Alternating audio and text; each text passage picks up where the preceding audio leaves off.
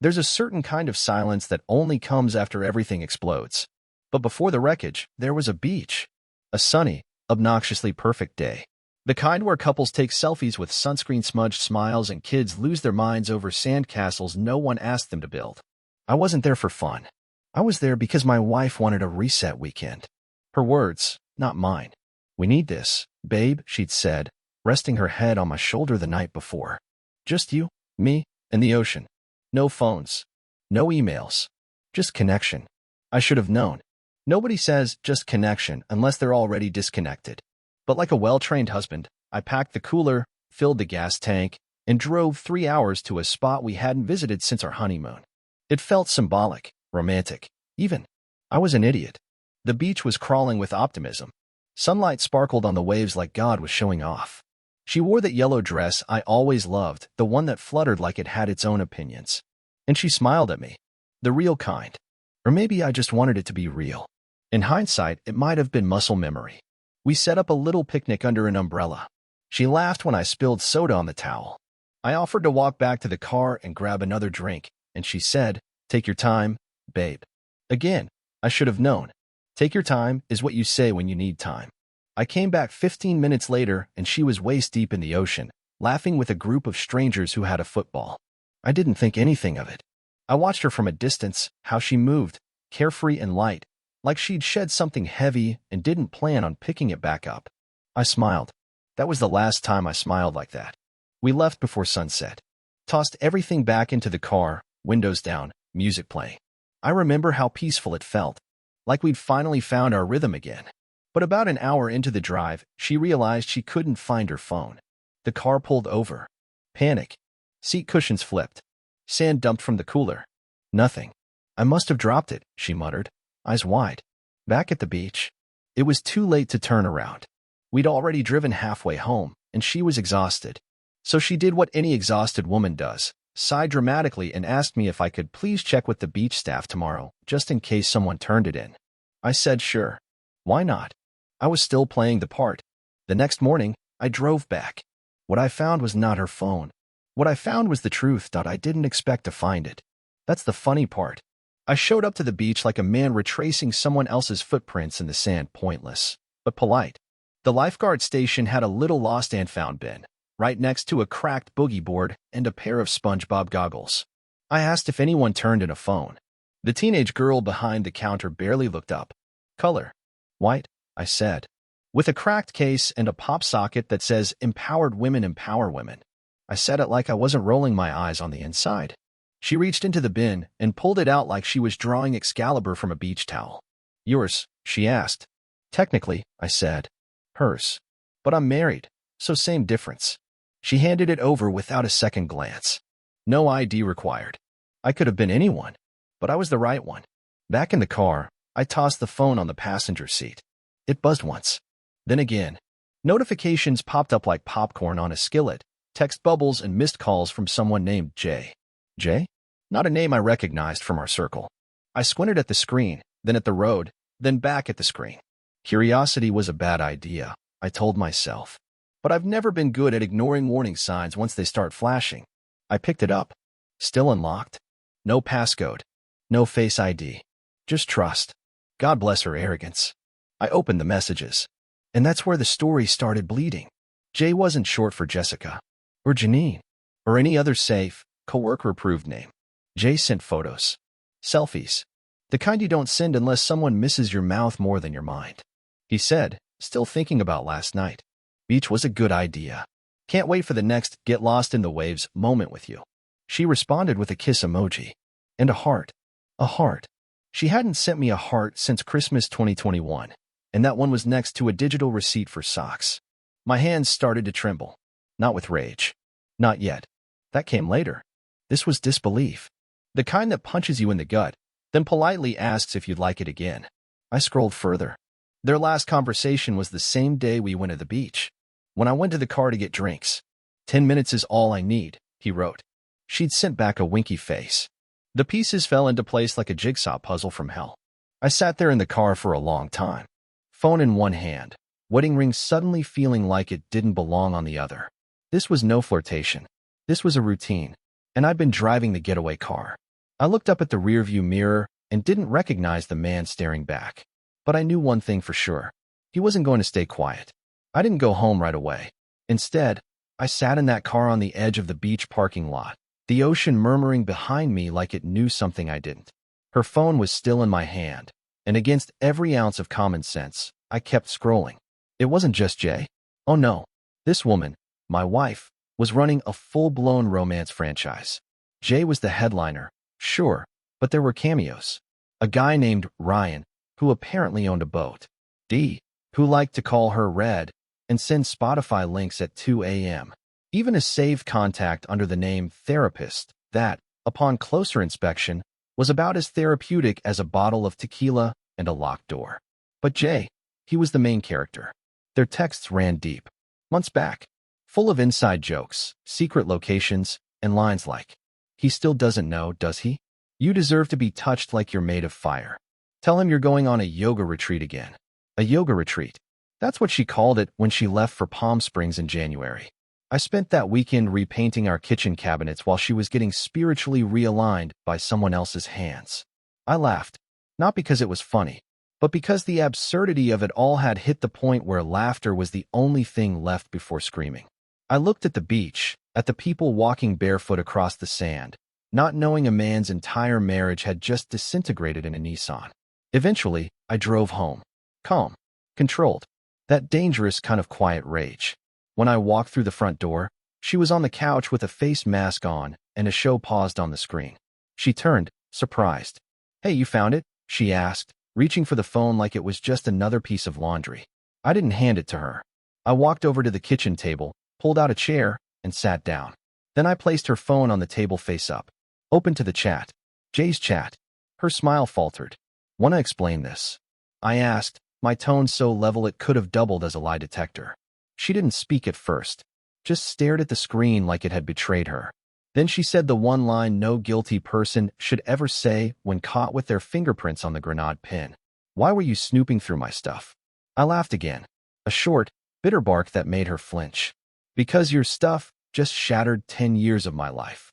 Still, no apology, no tears, no remorse. Instead, she leaned back like a prosecutor building a defense. "It's not what you think. It's not what I think." "Oh, thank God," I said. "For a second I thought you were cheating on me emotionally, physically, and geographically." "Glad to know it's just a misunderstanding." She didn't appreciate the sarcasm. She said Jay was just a friend, that the messages were playful, that I was blowing it out of proportion. So I pulled up the beach photos, the ones from our weekend, where she'd stepped away for 10 minutes and managed to make out with another man behind a dune like we were living in a poorly budgeted soap opera.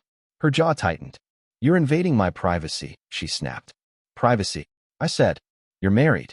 Privacy doesn't mean secret boyfriends. It means not reading your diary, not your sexts."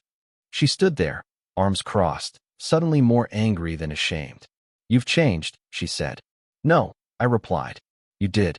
You just forgot to tell me." And that was when I knew. She wasn't sorry. She wasn't broken up. She was inconvenienced. I stood, grabbed my keys, and said the last thing I planned to say that day. "Pack a bag. Because when I come back, this house won't be yours anymore." I didn't go to a hotel.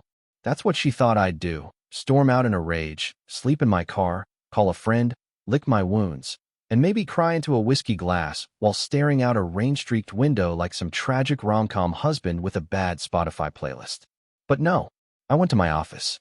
Because unlike her, I planned my betrayal. I unlocked the cabinet she forgot existed. The one behind the shelf, where I keep the backup drive. Not for work. For marriage. See, when you've been in a relationship long enough, you develop instincts. And while I'd never had a moment until now where I could say definitively she's cheating, I'd had whispers, quiet suspicions. So I kept things. Screenshots, bank records, travel receipts that didn't match the calendar. The yoga retreat, invoice that listed a hotel suite booked for 2. They were just shadows before. Now, they were fuel. I spent 3 hours compiling it all into a single folder. Printed, labeled, and sealed. Then I made 2 copies. One went in a fireproof box. The other I slid into my desk drawer at work, under the tax documents. Because nothing screams undeniable like a paper trail wrapped in office laminate. It wasn't about proving she cheated. I already knew that. It was about leverage. I didn't want an apology. I wanted control. When I walked back into the house, she was on the phone. Her voice lowered when she saw me, like I'd caught her trying to smuggle secrets out of the room. She hung up quickly and stood there, like she'd been expecting tears or fireworks. Instead, I was calm, and that scared her more. "You came back," she said. "I live here," I replied. There was a pause, the kind that lingers just a second too long and turns the air sharp. "So what happens now?" I smiled politely, like a man offering a guest a drink before an interrogation. "I'm giving you 3 days." She blinked. 3 days for what? To leave. She scoffed. "This is my house too." "No," I said, "this was our house. Until you turned it into a playground with beachfront access." Her face tightened. She wanted to argue, but she knew better. She'd seen me angry before, but never this quiet. Never this organized. I stepped past her and started collecting things. Not mine. Hers. The bracelet I gave her for our anniversary, into the drawer. The framed wedding photo, face down in the closet. Her half of the bookshelf, boxed and sealed. I wasn't erasing her. I was relocating her. "You don't get to evict me," she snapped. "I'm not evicting you," I said. "I'm just turning the volume down until you realize you're no longer the main character." She followed me around the house, slinging little jabs, calling me controlling, insecure, emotionally cold. I didn't respond. I just kept boxing. And that, more than anything, unraveled her. Eventually, she stormed upstairs, slamming the bedroom door like she was still 22, and this was some dorm drama. I stayed in the living room, sat on the couch, breathed. For the first time in months, maybe longer, the silence didn't hurt. It felt clean. The next morning, she tried a different tactic. She made pancakes. Actual pancakes. Like we were in some rehab program for broken vows and burnt bridges. She wore that stupid, wifey apron and greeted me with a smile that didn't reach her eyes. "Thought we could talk," she said sweetly. I sat down, took a bite, and nodded. "These are good." Her smile brightened. "Almost as good as Jay's girlfriend's hair," I added. The smile dropped. "I saw her Instagram. You might want to tell him to be more careful with tagging locations. He's not as stealthy as you think." She said nothing. "That beach selfie you guys took? Cute. Bit crowded in the background. If you're going to cheat, aim for less photobombing." Her hand trembled slightly as she picked up her coffee. Still no words. But I didn't need them. I was done looking for confessions. "I have everything I need," I said casually. "Photos, texts, bank statements, and a friend in family law who's very interested in this little rom-com you've been directing." That got her attention. Her tone changed instantly. "So what? You're going to take everything? Punish me because I wanted more out of life?" "No," I said. "I'm going to free you. You wanted more. Now you get less. No house. No spousal support. No half of anything except the regret you'll carry when this blows up in your face. You can't." I already did. She stared at me like she didn't recognize the man sitting across from her. And maybe she didn't. Because I wasn't the guy who brought flowers home anymore. I was the guy with receipts. And she was about to learn that the quiet ones don't always forgive. Sometimes, we document. The next few days were quiet in that eerie, too clean way. Like when you walk into a house staged for sale. Everything in its place, but none of it real. She floated around like a ghost, trying to reclaim domestic normalcy, as if folding laundry could rewrite history. I played along. Cordial. Civil, calm. Because panic makes noise. But revenge? Revenge is polite. It knocks once, then takes your house from the inside out. On the third morning, I brought her coffee. Just like I used to. A perfect cup, 2 sugars, oat milk, and that stupid cinnamon sprinkle she claimed made it elevated. She blinked up at me, probably wondering if I was softening. "Thanks," she said. "Don't mention it," I replied. That was not a suggestion. I meant it literally. Do not mention it. She didn't know the beans came from her joint account. That I'd already rerouted her salary to a temporary holding bank I opened in both our names, but could withdraw from solo. A small trick. Legal, technical, and temporary, but effective. I had 2 spreadsheets open on my laptop. One was a breakdown of our assets. The other, a growing list of things she wouldn't be keeping. Car, in my name. Wedding ring, appraised and photographed, ready for sale. The savings account, joint, yes. But she hadn't touched it in months. Which meant, under the law, I could argue I'd been the sole contributor. She had the gall to lie. I had the paper trail. But the real play wasn't financial. It was social. See, I'm not the type to burn bridges. I just like to invite people to the river and let them see who set fire to the dock. I made a list: her coworkers, her college best friend, her yoga group, even her sister, all the people she'd vented to about our rough patch. I knew how she painted me. Cold. Distant. Probably threw in emotionally unavailable for good measure. They thought she was brave. That she deserved better. And now? Now I gave them better. I sent a single text to each of them. No commentary. No caption. Just a screenshot. Not of the most explicit messages. Just the most strategic ones. The ones where Jay told her she was too good for her husband, and she replied, "He's like an old sweater, warm but stretched out and shapeless." Or the one where she told Jay she was stuck playing Step Forward while dreaming of his hands. That one was a fan favorite. I didn't get many replies, but I saw the online fallout. Her sister blocked her. Her best friend posted a quote about snakes hiding in silk. And her boss? Well, her boss saw the timestamp on one of the photos from a Friday she'd called in sick. Let's just say, the silence at dinner that night wasn't just from me. She knew. I had moved from husband to hurricane. But I wasn't done. The next evening, she sat across from me at the dinner table, barely picking at her food. She was wearing makeup again, subtle, almost apologetic. Like if she looked soft enough, I'd forget she'd gutted me from the inside out. "I've been thinking," she started. I didn't stop her. Watching a liar try to negotiate with consequences is a performance worth savoring. "I know I made a mistake," she said. "But maybe we could go to counseling? Work through it." I let the silence hang just long enough for her hope to float, then drop. "We're past therapy," I said. "You don't believe people can change?" I tilted my head. "Sure I do. That's why I'm changing the locks next week." Her mouth parted, the fork in her hand hovering midair. "You're serious?" "Completely. You'll find a notarized document on the counter. It's not divorce papers yet, but it's a separation agreement. You'll want to read it closely." She stood up so fast the chair scraped the floor. "You're humiliating me." "No," I said, leaning back. "You humiliated me. I'm just sending out the invitations." I wasn't shouting. I never shouted. That's what she expected. Tears. Rage. Drama. Instead, she got a man who had finally stopped bleeding. She stormed upstairs. Slammed the door.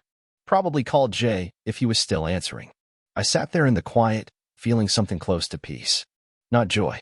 Not satisfaction. Just alignment. Like every part of me had finally agreed on one thing.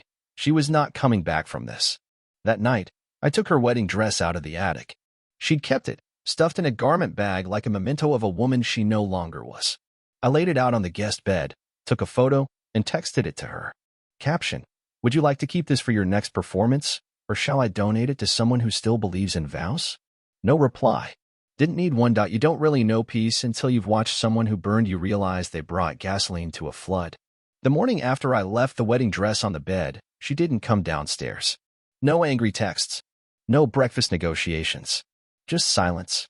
The kind that made even the air in the house feel ashamed of what it had witnessed.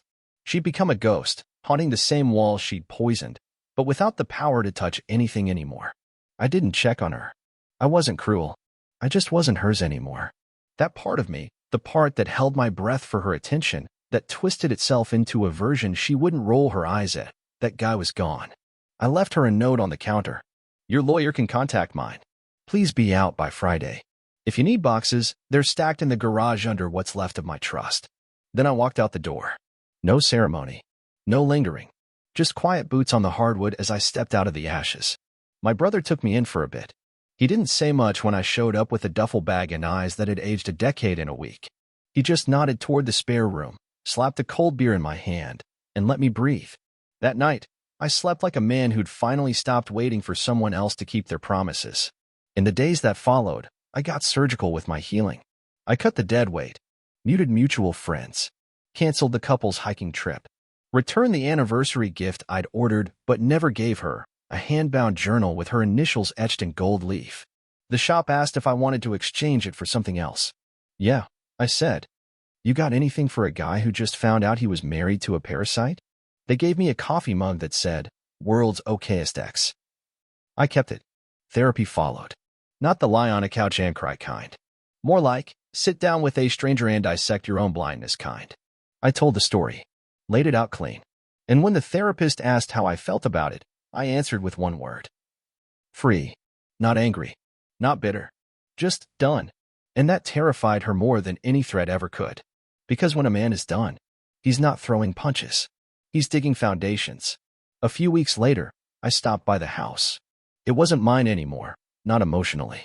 But legally, I still owned it, and I needed her gone. When I walked in, I found the place half empty. Her makeup drawer wiped clean. The perfume bottles missing from the vanity. The yoga mat that saw more carpet lies than downward dogs gone. But she'd left a note. Handwritten. Probably thought that made it heartfelt. I don't expect you to forgive me. I just hope one day you'll understand why I did what I did. I needed more, and I didn't know how to ask you for it without breaking something. Turns out I broke it anyway. I'm sorry. No name. No love. Just a lowercase sorry trying to crawl back into a heart it didn't belong to anymore. I folded it up and slid it between the pages of our wedding album, right under the photo where we're smiling on the beach, eyes closed, wind in our hair.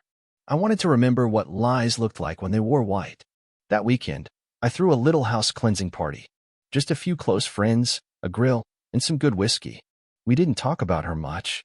I didn't need the pity or the outrage. I just wanted laughter to echo off the same walls that used to be silent with suspicion.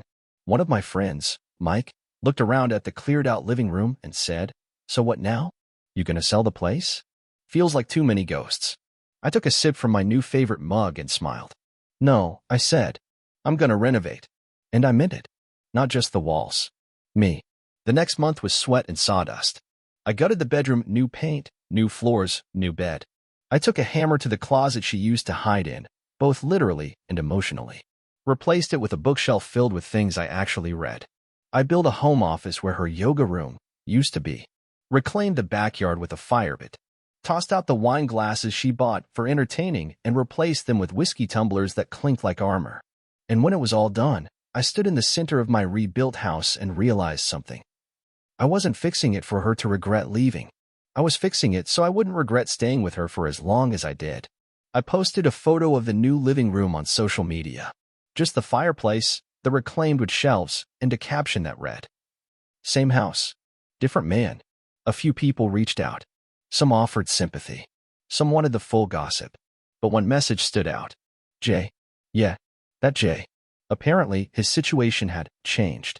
She'd moved in with him. Surprise. But, shocker, the beach fantasy didn't translate well to four walls and real-life bills. Turns out, being someone's affair and being someone's partner are two very different jobs. And he was quickly discovering she wasn't interested in applications that didn't come with flattery and filtered lighting. He messaged me like we were brothers in trauma. Man, I didn't know she could be that cold. Thought you should know. You were right. I didn't reply. What could I say? Congratulations? Enjoy the ruins? No. I just left it on scene. Because I wasn't interested in revenge anymore. I'd already won. A few weeks later, I got the text. You forgot to sign the final documents. I didn't forget. I was just letting her sit with the silence. Letting her sweat over every day she had to explain her new living situation to people who remembered her as Mrs. Not +1. But since she insisted, I scheduled the signing for the following Tuesday. At my lawyer's office. Neutral ground. She showed up dressed like she still had control, heels, lipstick, the whole woman on top look. But her eyes betrayed her. That fake gloss of confidence?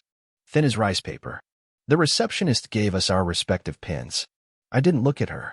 Just flipped to the last page, scrawled my name, and handed it over. She hesitated. Is this really it? She asked, almost wistfully. I finally looked up. This was at the moment you let someone else touch what you vowed was mine. She blinked. Hard. Then she signed. The thud of the notary stamp was louder than any screaming match could have been.